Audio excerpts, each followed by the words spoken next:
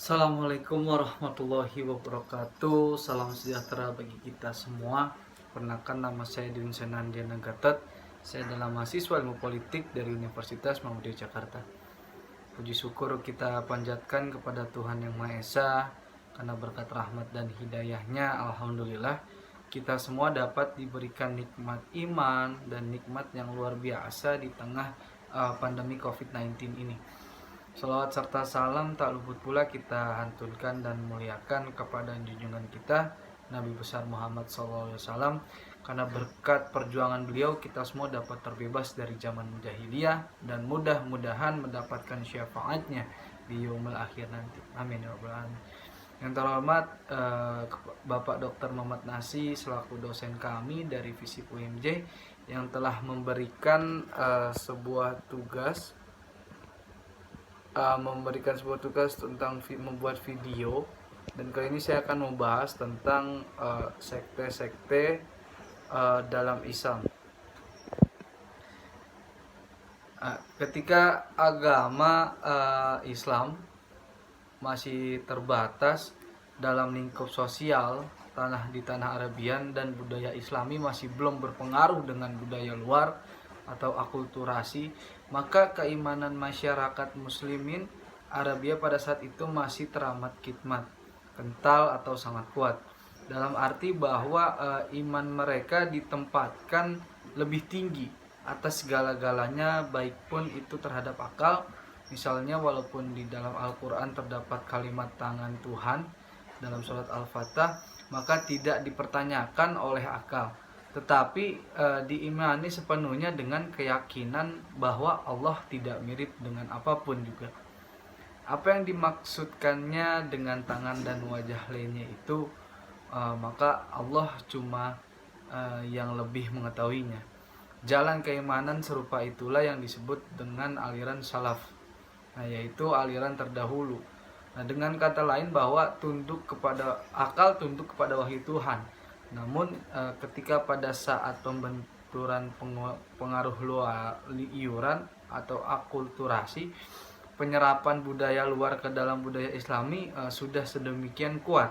Misalnya karya-karya Greek Syriani, Pahlavi dan Sanskrit disalin ke dalam bahasa Arab. Kemudian pada penghadapan para khalif di Baghdad berlangsung majelis dialog antar agama. Maka sejak itulah lahir aliran khalaf. Khalaf yaitu aliran belakangan. Sejak itulah segala permasalahan keagamaan sudah mulai dipertanyakan dan diperbincangkan. Akal mula melakukan interpretasi terhadap kedudukan wahyu. Dengan iklim yang demikian itu, maka kemudian lahirlah aliran-aliran lainnya seperti aliran Jabarian, Iktizal, Al-Kam, filsafat di dalam sejarah Islam, dan satu persatu aliran tersebut dibangun dan dikembangkan oleh tokoh-tokohnya yang terkemuka.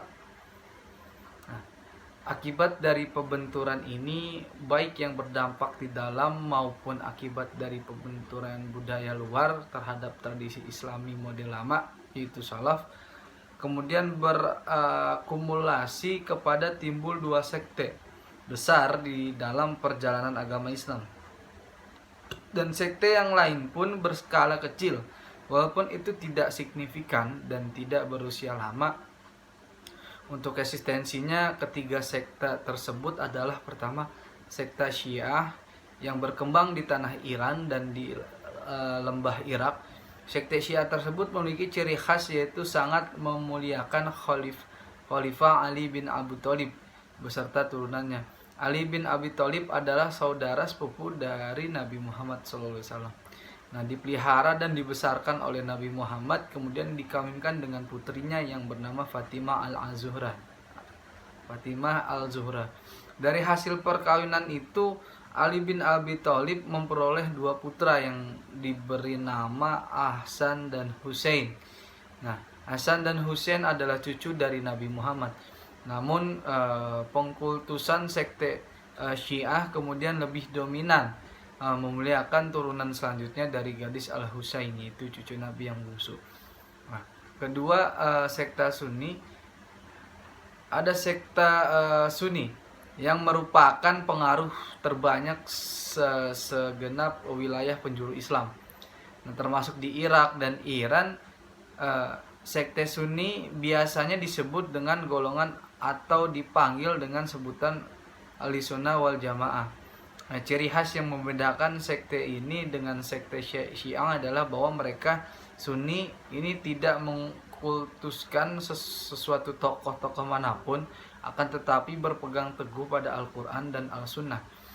Sekte Sunni berpendirian bahwa Ali bin Abi Thalib itu bukan Al-Washi. Ketiga, yaitu ada sekte Khawarij. Nah, yaitu kelompok yang berciri khas independen dan mereka tersebar pada daerah pedalaman Arabia.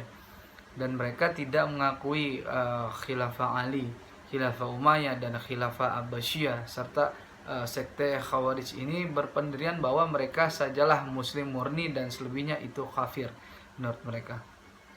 Kelompok Khawarij ini pada masa dahulu Umayyah dan Abbasiyah sering membuat kekacauan dan memperkembangkan ajaran sendiri, dan mereka pun juga terbagi ke dalam beberapa kelompok aliran. Kemudian kelompok Khawarij ini dapat dilenyapkan dari pengaruh mereka terhadap kehidupan masyarakat. Nah, kelompok Khawarij ini juga terkenal dengan zahid, yaitu taat beribadah, hidup sederhana, fanatik pada agama Islam, dan mereka merasa sangat benci menyaksikan gaya hidup para pembesar khalifah.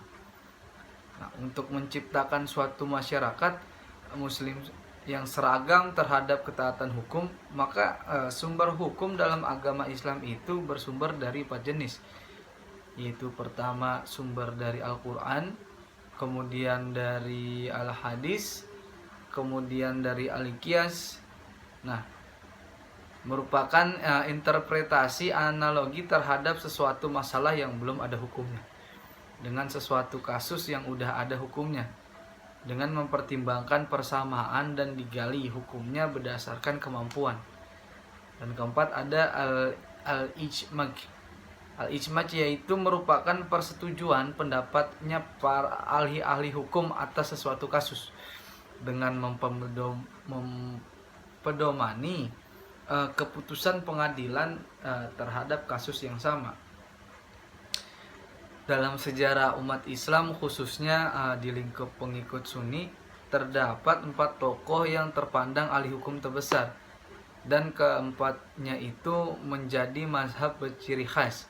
Nah, masing-masing yang mempengaruhi ke seluruh penjuru dunia, dan mereka ini memiliki wilayah-wilayah tertentu bagi dominannya pengaruh tokoh ini, seperti mazhab Hanafi yang dibangun oleh Abu Hanafi Nu'man bin Sabit.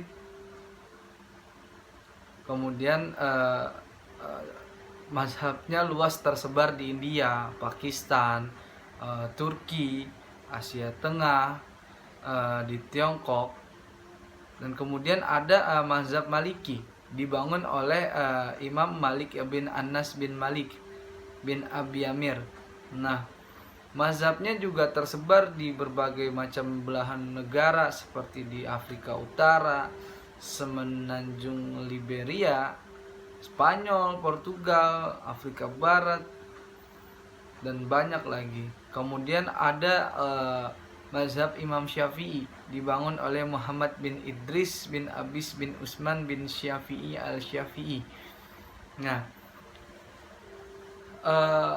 mazhabnya itu tersebar di Mesir, Syria, Afrika Timur, dan Asia Tenggara.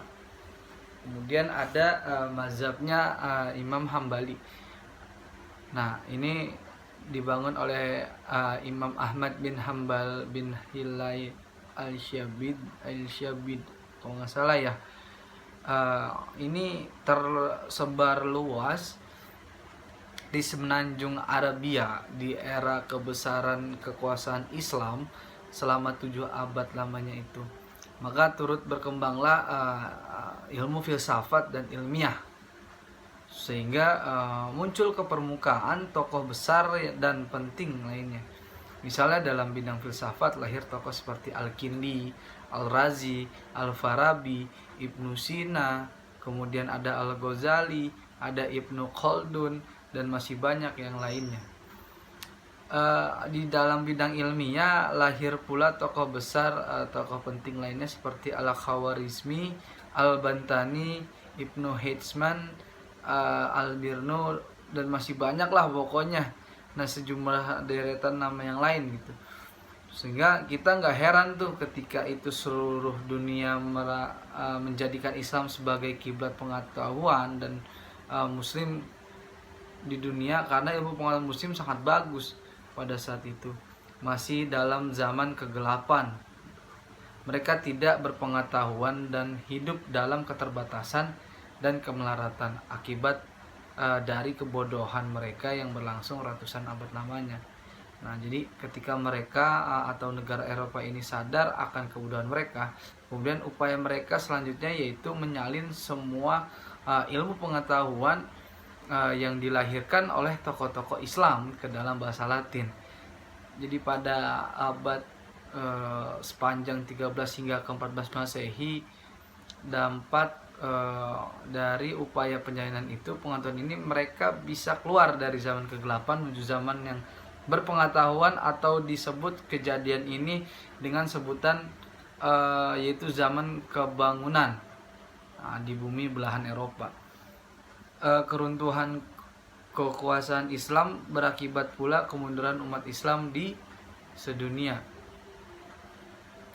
Juga haram dikeluarkan oleh Maihid Al-Nawawi, oleh Ibnu Syileh, Ibnu Tami, bahwa mempelajari ilmu al-mantik, ilmu logika, itu diharamkan. Jadi barang siapa mempelajari ilmu tersebut yang dilakukan oleh kaum muslimin, maka dilarang keras. Dengan demikian sejak itu umat muslim di dunia padamlah kegiatan alam pikir mereka atau keadaan otak membeku statis di dalam dunia Islam, dan sejak itu pula giliran umat muslimin yang mengalami zaman gelap dan kemunduran. Nah, di satu sisi Islam mengalami kemunduran pada saat yang bersamaan Eropa sedang giat-giatnya mempelajari ilmu dari Islam. Nah, kejadian ini berlangsung ketika abad 13 Masehi, dan setelah itu tidak pernah lagi Islam melahirkan tokoh-tokoh pencerahan. Kemudian pada abad ke-19, kalau nggak salah abad ke-19 Masehi, dari gerakan pembaruan dalam dunia Islam yang diprakarsai atau didengungkan oleh Jamaluddin Al-Afghani, Muhammad Abduh, dan Rashid Ridho, tokoh inilah kemudian bersuara dengan lantangnya dari pengasingan di kota Paris. Nah, melalui setahap demi setahap dan upaya mereka sangat nyaring sehingga menembus berbagai tokoh di tanah Mesir, Turki, Iran, India, dan Indonesia, dan seluruh dunia. Nah, usaha tokoh ini kemudian memperlihatkan hasil yang nyata. Berangsur-angsur kemudian terdengar semangat baru di dalam langkah umat Islam dunia menuju puncak yang terang berpengetahuan. Akhirnya umat Islam bangkit di sana sini, gerakan menentang khurafat dan menentang fatwa haram yang konyol tadi, sehingga umat Islam terbangun dari ketertidurannya yang begitu lamanya. Kejadian ini berlangsung sejak awal abad ke-20 Masehi, dan makin lama kemudian makin meluas dan makin memperoleh kemenangan hingga sekarang ini. Nah, umat Islam tidak lagi di dalam fase kebodohan, dan tidak ada yang melarang haram untuk mencari ilmu pengetahuan. Ada yang berpendapat bahwa gapailah ilmu setinggi-tinggi mungkin, ya kan, sampai engkau menuju negeri Cina, sampai di liang lahat, itu udah nggak ada batasan. Jadi itulah awal mulanya sekte-sekte di dalam agama Islam. Mungkin itu saja yang dapat saya sampaikan. Semoga bisa menjadi bahan pikir untuk kita semua, bisa menjadi referensi untuk kita, bahwasannya agama Islam itu besar, universal, dan juga luas gitu. Terima kasih ya, kurang lebihnya mohon maaf. Billahi fisabilil haq fastabiqul khairat. Assalamualaikum warahmatullahi wabarakatuh.